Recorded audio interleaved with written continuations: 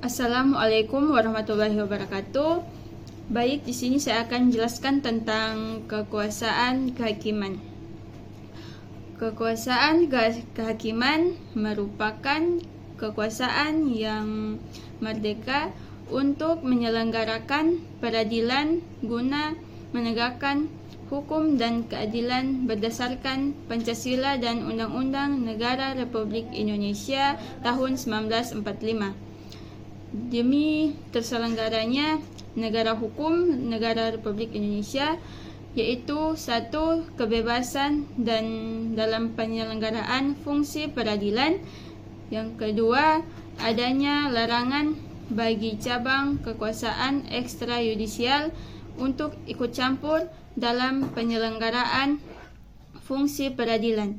Dan yang ketiga, didasarkan dalam rangka terselenggaranya negara berdasarkan atas hukum.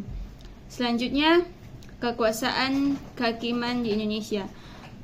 Undang-Undang 1945 sebelum perubahan, kekuasaan kehakiman diselenggarakan oleh Mahkamah Agung pada pasal 24 dan pasal 45 Undang-Undang 1945.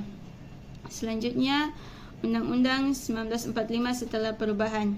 Kekuasaan kehakiman diselenggarakan oleh Mahkamah Agung dan Mahkamah Konstitusi dan dibantu oleh Komisi Yudisial pada pasal 24, 24A, 24B, 24C, dan 25 Undang-Undang 1945. Selanjutnya, Mahkamah Agung. Mahkamah Agung merupakan pengadilan kasasi yang bertugas membina keseberagaman dalam penerapan hukum melalui putusan kasasi dan peninjauan kembali, menjaga agar semua hukum dan undang-undang di seluruh wilayah negara Republik Indonesia diterapkan secara adil, tepat, dan benar. Selanjutnya, kewenangan Mahkamah Agung.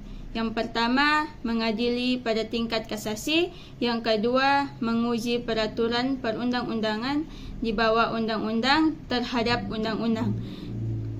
Selanjutnya, Mahkamah Konstitusi. Mahkamah Konstitusi merupakan lembaga tinggi dalam sistem ketatanegaraan di suatu negara bersama-sama dengan Mahkamah Agung.